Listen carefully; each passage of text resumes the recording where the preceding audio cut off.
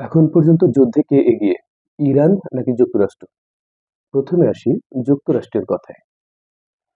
যুদ্ধের ৪৮তম দিনে এসেও ইরানকে নিরস্ত্রীকরণ, বশ্যতার শিকার কিংবা যুদ্ধবিরতির আলোচনার টেবিলে আনা কোনোটাই যুক্তরাষ্ট্র করতে পারেনি। ইউরোপের কাছে এই যুদ্ধের যৌক্তিকতাও বোঝাতে পারেনি তারা। ফলে ন্যাটোকে এই যুদ্ধে তারা কাছে পায়নি। ন্যাটোই ছিল তাদের যুদ্ধের অন্যতম একটা ভরসা। ফ্রান্স, স্পেন, জার্মানি, অস্ট্রিয়া এমনকি দীর্ঘদিনের পরীক্ষিত মিত্র যুক্তরাজ্যকেও তারা কাছে পায়নি। এক কথায় যুক্তরাষ্ট্র এই যুদ্ধে তাদের অনেক প্রমাণিত বন্ধু হারিয়েছে কিংবা সে অর্থে পাশে পায়নি। সৌদি, সংযুক্ত আরব আমিরাত ও বাহরাইন হরমুজ প্রণালী খুলে দেবার জন্য বা হরমুজ প্রণালীর চলাচলের জন্য জাতিসংঘের সাধারণ পরিষদে একটা বিল উত্থাপন করেছিল। চীন ও রাশিয়ার সাথে ফ্রান্সও সেখানে ভেটো ক্ষমতা প্রয়োগ করেছে, যা ইরানের জন্য একটা ব্যাপক কূটনৈতিক সাফল্য। ইতোমধ্যে $৩২ বিলিয়ন উপরে খরচ হয়ে গেছে যুক্তরাষ্ট্রের। বেশি ক্ষতি হয়েছে যুক্তরাষ্ট্রের ইমেজ। বিশ্ব দেখলো তারা অস্পৃশ্য বা অজেয় কোনো শক্তি নয়। তাদেরকেও চ্যালেঞ্জ করা যায়। তাদের হুমকি ধমকিতে এখন আর কেউ ভয় পায় না। এমন দেশও আছে যারা তাদের চোখে চোখ রেখে কথা বলতে পারে। এই যুদ্ধে যুক্তরাষ্ট্র মূল্যবান ফাইটার জেটগুলো হারিয়েছে। মধ্যপ্রাচ্য ও উপসাগরীয় বন্ধুদের কাছে যুক্তরাষ্ট্রের নিরাপত্তা দানের যে প্রসঙ্গটা ছিল, নিরাপত্তা দান করবে এই নিশ্চয়তা দিয়ে সেখানে ঘাঁটি গেড়ে বসেছিল, সেই রাষ্ট্রগুলোর কাছেও আস্থার সংকটে পড়েছে খোদ যুক্তরাষ্ট্র। অস্ত্রবাজারে দাপিয়ে বেড়ানো তাদের নিরাপত্তা প্রতিরক্ষা ব্যবস্থা, আয়রন ডোম, থাড, ডেভিড অ্যারোস্লিং, এগুলো কোনো কিছুই ইরানি মিসাইল আটকাতে পারেনি।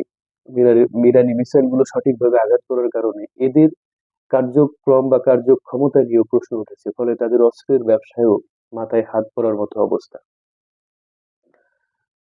এছাড়াও যুদ্ধজাহাজ, যুদ্ধবাজ যে ইহুদি রাষ্ট্রটা আছে, বিভিন্ন যুদ্ধজাহাজ এনেও তাকে রক্ষা করতে পারেনি। ইরানি মিসাইলগুলো সেই ইহুদি ভূখণ্ডে পড়েছে। হ্যাঁ, যুক্তরাষ্ট্র ইরানের অবকাঠামোতে নজিরবিহীন ক্ষতি করেছে।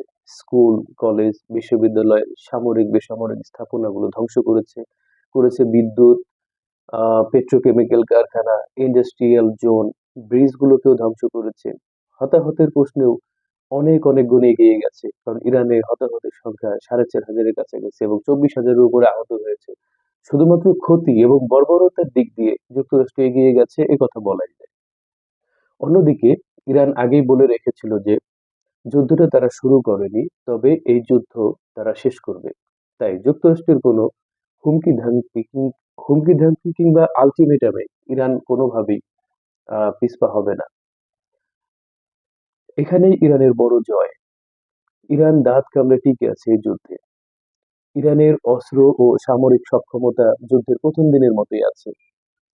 ইরান তার মধ্যপ্রাচ্যের যে দেশগুলো আছে সেখানে আমেরিকার যে ঘাঁটি সেগুলো ব্যাপক ক্ষতি সাধন করেছে।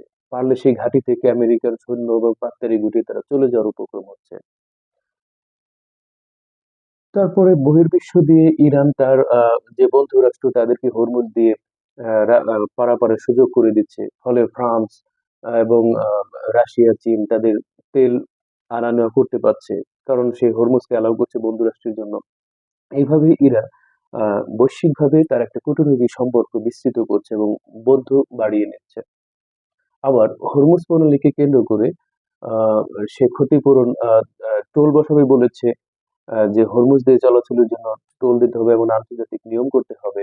তারপরে দেখা যাচ্ছে যে আহ, ইরানের একটা গুরুত্বপূর্ণ বিষয় হচ্ছে সে নিজের তেলগুলোকে অলরেডি রপ্তানি করতে পারছে। তারপর হচ্ছে যে ক্ষতিগুলো হয়েছে যুদ্ধে সেগুলোর জন্য সে এখন ক্ষতিপূরণ চাচ্ছে। তো সব দিক মিলিয়ে ইরান এখন একটা চালকের আসনে আছে বলা যায়। অর্থাৎ তার উপরে যে নজিরবিহীন স্যাংশনটা দেওয়া ছিল, অবরোধ ছিল গত ৪৯ বছর ধরে, যার কারণে সে বহির্বিশ্বে বাণিজ্য করা, তেল বিক্রি করা, গ্যাস বিক্রি করা বা কারোর সাথে সুন্দর একটা সুসম্পর্ক বজায় রেখে, পারস্পরিক সম্পর্ক বজায় রেখে মৈত্রী গড়ে তোলা, দু একটা রাষ্ট্রের বাইরে যে ইরানের এটা করার উপায় ছিল না। কিন্তু এই যুদ্ধ সেই দ্বার উন্মোচন করেছে। অর্থাৎ ইরান এখন ইচ্ছে করলেই বিভিন্ন রাষ্ট্রের সাথে বন্ধুপ্রতিম সম্পর্ক গড়ে তুলতে পারে। সেখানে তাদের সাথে ট্রেড এবং অন্যান্য বিষয়ে আলোচনা করতে পারে। সে দ্বিপাক্ষিক সম্পর্ক জোরদার করতে পারে। বৈশ্বিক যে রাজনৈতিক আবহ, ভূরাজনৈতিক দৃষ্টিকোণ সমস্ত দিক থেকে ইরান একটা সুন্দর জায়গায় উপস্থাপন করে ফেলেছে নিজেকে। আর এই যুদ্ধে ইরান যদি এভাবে নিজেকে টিকিয়ে রাখতে পারে এবং যুদ্ধ একটা নেগোসিয়েশনের মাধ্যমে শেষ হয়, তাহলে নিশ্চিত যে ইরানের ক্ষতি হলেও ইরান জিতে যাবে। কারণ তার উপর থেকে সমস্ত এই রাহুর দশা যেটা আছে, তার উপরে যে আরোপিত অবরোধ, আহ, এগুলো উঠে যাবে এবং সে অর্থনৈতিকভাবে চাঙা হয়ে যাবে। ইরান বিশ্বের তৃতীয় সর্বোচ্চ তেল মজুতকারী দেশ। অথচ এই দেশটার কত ব্যাকফুটে চলে যেতে হয়েছে শুধু অবরোধের জন্য। অর্থাৎ মিলিয়ন মিলিয়ন ডলারের মুদ্রা ছাপিয়ে তার বাজার ব্যবস্থা নিয়ন্ত্রণ করতে হচ্ছে। এই মুদ্রাস্ফীতিগুলো থাকবে না, ইরান সত্যিকার অর্থেই বৈশ্বিক রাজনীতিতে একটা চালকের আসনে আসবে। এই যুদ্ধের ৩৭তম দিনে একটা চাঞ্চল্যকর তথ্য দেওয়া হয়েছে যে ইরান আহ, বিশ্বের চতুর্থ পরাশক্তিতে রূপান্তরিত হতে যাচ্ছে। এটা হচ্ছে ৭ এপ্রিলের রিপোর্ট অনুযায়ী। তো তাহলে দেখা যাচ্ছে যে ইরানের যুদ্ধ সক্ষমতা এবং বৈশ্বিক রাজনীতিতে তার অংশগ্রহণ সামনে কি হতে যাচ্ছে, এবং ইরান এই যুদ্ধের মাধ্যমে নিজেকে নতুন ভাবে উন্মোচিত করবে। যে পার্সিয়ান সভ্যতার যে ঐতিহ্য নিয়ে তারা চলে কথা বলে, সেই পার্সিয়ান সভ্যতার একটা এই ধারাবাহিক বা উত্তরসূরি এই ইরান তো এভাবে পড়ে থাকতে পারে না। এই যুদ্ধটা আসলে ইরানের জন্য শাপে বর হয়েছে, অর্থাৎ এই যুদ্ধের মাধ্যমে ইরান আবার তার পুরনো গৌরব ফিরিয়ে পাবে। অপরদিকে যুক্তরাষ্ট্র শুধু হুমকি ধামকির উপর আছে, যেহেতু টানা 38 দিন যুদ্ধে তেমন কোনো ফল পায় নাই ক্ষতি করা ছাড়া। এখন ইরানকে সে যেটা করতে যাচ্ছে সেটা হচ্ছে ভয়ভীতি দেখিয়ে যুদ্ধবিরতির জন্য। এর জন্য সে ৪৫ দিনের যুদ্ধবিরতি এনেছিল। এখানে নেগোশিয়েট করছে পাকিস্তান, এখানে আছে মিশর, পাকিস্তান, মিশরের মাধ্যমে, এবং এখানে কাতারও রয়েছে। তো এই ৩ রাষ্ট্রের, সরি কাতার না, তুরস্ক, পাকিস্তান, মিশর এবং তুরস্ক এখানে যুদ্ধবিরতিতে কাজ করছে। তো এখানে খসড়াটাও যুক্তরাষ্ট্রের কাছ থেকে পাকিস্তানের মাধ্যমে তাদের এই বার্তা দেওয়া হয়েছে ৪৫ দিনের, এবং ২০ দফা দেওয়া হয়েছে। বিপরীতে ইরান ৫ দফা দাবি পেশ করেছে যে প্রথম তারা বলেছে কোন রকম পার্শিয়াল বা আংশিক বা অস্থায়ী যুদ্ধবিরতিতে তারা যাবে না, স্থায়ী সমাধান হতে হবে। ইরানের এটা হচ্ছে প্রধান শর্ত। এই কারণে সে তুরস্ক, পাকিস্তান এবং মিশর ইরানের যুদ্ধবিরতি প্রস্তাবকে নাকচ করে দিয়েছে। তাদের আরেকটি শর্ত হচ্ছে তাদের যুদ্ধের ক্ষতিপূরণ দিতে হবে। আরেকটি শর্ত হলো মধ্যপ্রাচ্যে যে আমেরিকার ঘাঁটি এগুলো সরিয়ে নিতে হবে, এবং আমেরিকা বা তথা যুক্তরাষ্ট্র বা তার বন্ধুরা অদূর ভবিষ্যতে ইরানে আর কোনো হামলা করবে না এমন নিশ্চয়তা দিতে হবে। হরমুজ প্রণালী থেকে ইরান টোল আদায় করবে এরকম একটা আন্তর্জাতিক ব্যবস্থা করে দিতে হবে। এখনো যুদ্ধের এই পর্যায়ে এসে, যেখানে খোদ যুক্তরাষ্ট্র যুদ্ধ বিরতির প্রস্তাব দিচ্ছে মিত্র দেশগুলোর মাধ্যমে, সেখানে ইরান এইরকম শর্ত আরোপ করে দিচ্ছে, মানে তার যুদ্ধ সক্ষমতা বা তাদের স্ট্র্যাটেজিটা ভিন্ন। এই সামগ্রিক দিক বিশ্লেষণ করে তো বলাই যায় যে এই যুদ্ধে এখনো পর্যন্ত ইরানই এগিয়ে আছে। আরো গুরুত্বপূর্ণ বিষয় হলো যে যুদ্ধের ৩৭তম দিনে যখন আলটিমেটাম শেষ হবে, তখন যুক্তরাষ্ট্রের প্রেসিডেন্ট হুমকি দিয়ে বসলেন যে আহ, পৃথিবী থেকে একটা সভ্যতা শেষ হয়ে যাবে। খুব ভয়ানক কথা, আধুনিক যুগে এসেও এইভাবে একটা সভ্যতাকে শেষ করে দেয়া যায়, এই কথা বলা যায়। এটা কতটা যুদ্ধ নীতির মধ্যে পড়ে, কিংবা বৈশ্বিক মানবতার সাথে কতটা যায়, জাতিসংঘের যুদ্ধ বিষয়ক খসড়ার সাথে কতটা যায়, সেটা আপনারা ভেবে দেখতে পারবেন। তো এই আলটিমেটামের শেষে একটা সভ্যতা শেষ হয়ে যাবে এটা বলার পরে ইরানি জনগণ রাস্তায় এসে তার যে বেসামরিক বড় বড় স্থাপনা যেমন ব্রিজ, বিদ্যুৎ কেন্দ্র, এই পয়েন্টগুলো দেশে জড়ো হচ্ছে, মানব ঢাল তৈরি করছে। তারা জানে যে যুক্তরাষ্ট্র যে সময় বর্বর হামলা করতে পারে, তাদের দিয়ে সবকিছুই সম্ভব, তারপরও লাখো লাখো লোক নেমে আসছে। যে জাতি মৃত্যু ভয়কে উপেক্ষা করে এইভাবে একত্রিত হতে পারে, সেই জাতি যুদ্ধে হেরেছে এটা বলা আহ, একেবারে নির্বোধের পরিচয় দেয়া। সুতরাং তাদের এই রাস্তায় নেমে আসা, ইরানি বর্তমান সরকারকে সমর্থন দেয়া, এটা ইরানের জন্য সাফল্য। এছাড়াও আহ, কাতার এই যুদ্ধ থেকে নিজেকে একদম প্রত্যাহার করে নিয়েছে।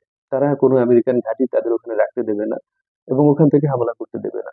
এইভাবে ইরান ক্রমান্বয়ে বিভিন্ন রাষ্ট্রের সাথে বন্ধুত্ব তৈরি করে এই যুদ্ধের মধ্যেই সে এক ধরনের বিজয় অর্জন করছে।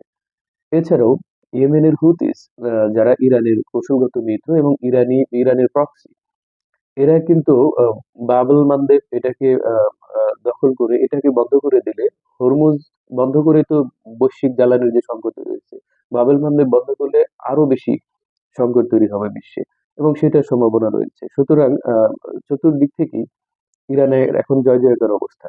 এই যুদ্ধে সত্যিকার অর্থে ক্ষতির শিকার হলেও ইরান তার সার্বিক দিক বিবেচনায় বিজয়ী এবং জিতে আছে, এগিয়ে আছে। এই যুদ্ধে এখন পর্যন্ত তাই বলা যায় নিঃসন্দেহে ইরানই এগিয়ে আছে। এই যুদ্ধটি ইরানের জন্য সত্যি একটা শুভ বার্তা নিয়ে এসেছে। না হলে তারা এই স্যাংশনের আহ বিষ বাষ্পে নিষ্পেষিত হয়ে যাচ্ছিল। তারা রাষ্ট্র হিসেবে নিজেকে মেলেই ধরতে পারছিল না। একটা ব্যর্থ রাষ্ট্রে পরিণত হচ্ছিল এই অর্থে। কারণ তাদের দ্রব্যমূল্যের দাম বেশি হয়ে যাচ্ছিল। মানুষের মধ্যে অস্থিরতা। কিন্তু এই যুদ্ধ যেহেতু একটা অন্যায়ভাবে চাপিয়ে দেওয়া যুদ্ধ তারা মনে করে, ফলে হচ্ছে কি সমস্ত জনগণ এখন ইরানি সরকারের পক্ষে আছে এবং তারা সমস্ত কিছু ভুলে যেয়ে এখন দেশমাতৃকার কাজেই নেমে পড়েছে। এবং তারা সবাই চাচ্ছে এই যুদ্ধের মাধ্যমে একটা সুরাহা হোক। সত্যিকার অর্থে এই যুদ্ধ যদি শেষ হয় এবং এখানে একটা যুদ্ধবিরতি আসে, তবে ইরান ক্ষতি হলেও তার সমগ্র দিক সে যে শর্ত দিয়েছে ক্ষতিপূরণ দাবি করার মাধ্যমে পুষিয়ে নিতে পারবে। আর অবরোধ যদি উঠে যায় তাহলে ইরান যদি সঠিকভাবে শুধু ট্রেড করতে পারে, বাণিজ্য করতে পারে, তার ঘুরে দাঁড়াতে সময় লাগবে না মোটেও। সুতরাং এই যুদ্ধে আজ ৩৮তম দিনে এসে আরেকটা কথা তথ্য দিয়ে দিই আপনাদের, সেটা হচ্ছে ট্রাম্পের ৬ ঘন্টার যে এক্সট্রা আলটিমেটাম ছিল সেটা পার হয়ে যাওয়ার পর আবার ২ সপ্তাহের জন্য ইরানকে আলটিমেটাম দিয়েছে। অর্থাৎ তার এই আলটিমেটাম খেলায় ইরান আরো ৭ দিন পেয়ে গেল। অর্থাৎ গত রাতে একটা সভ্যতা পৌঁছে যাবে এটা বলার পরেও আবারও ২ সপ্তাহ বেশি। এটাও কৌশলগতভাবে ইরানেরই বিজয়।